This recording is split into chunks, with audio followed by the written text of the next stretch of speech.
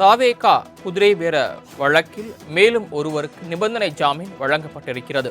திருப்பூரை சேர்ந்த ராஜசேகருக்கு ஜாமீன் வழங்கி உயர்நீதிமன்றம் உத்தரவிட்டிருக்கிறது. கரூரை சேர்ந்த கனகராஜ் என்பவருக்கு நிபந்தனை முன்ஜாமீன் வழங்கி சென்னை உயர்நீதிமன்றம் உத்தரவு பிறப்பித்திருக்கிறது.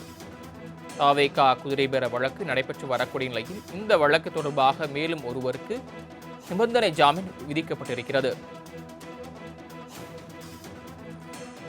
குதிரை பேரம் தொடர்பாக ஊத்தங்கரை தொகுதி தாவேகா எம்எல்ஏ இளையராஜா சென்னை காவல் ஆணையரிடம் புகார் அளித்த நிலையில் இது தொடர்பாக கைது செய்யப்பட்டவர்களில் மேலும் ஒருவருக்கு நீதிமன்றம் ஜாமீன் வழங்கியிருக்கிறது.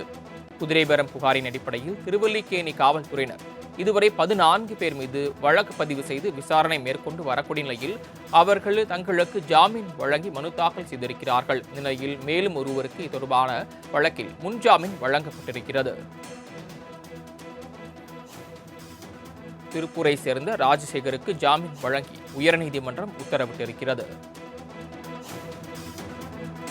அதேபோல கரூரை சேர்ந்த கனகராஜ் என்பவருக்கும் நிபந்தனை முன்ஜாமீன் வழங்கி சென்னை உயர்நீதிமன்றம் உத்தரவிட்டுள்ளது.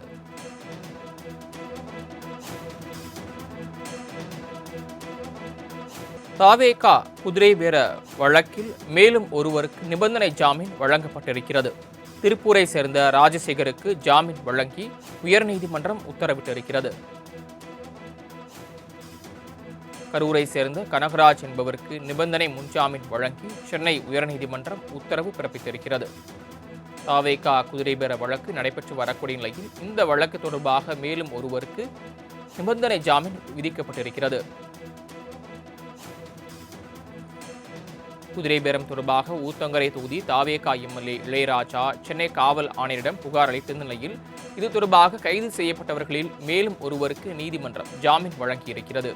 குதிரை பேரம் புகாரின் அடிப்படையில் திருவல்லிக்கேணி காவல்துறையினர் இதுவரை 14 பேர் மீது வழக்கு பதிவு செய்து விசாரணை மேற்கொண்டு வரக்கூடிய நிலையில் அவர்கள் தங்களுக்கு ஜாமீன் வழங்கி மனு தாக்கல் செய்திருக்கிறார்கள். நிலையில் மேலும் ஒருவருக்கு இது தொடர்பான வழக்கில் முன்ஜாமீன் வழங்கப்பட்டிருக்கிறது. திருப்பூரை சேர்ந்த ராஜசேகருக்கு ஜாமீன் வழங்கி உயர்நீதிமன்றம் உத்தரவிட்டிருக்கிறது. அதேபோல கரூரை சேர்ந்த கனகராஜ் என்பவருக்கும் நிபந்தனை முன்ஜாமீன் வழங்கி சென்னை உயர்நீதிமன்றம் உத்தரவிட்டுள்ளது.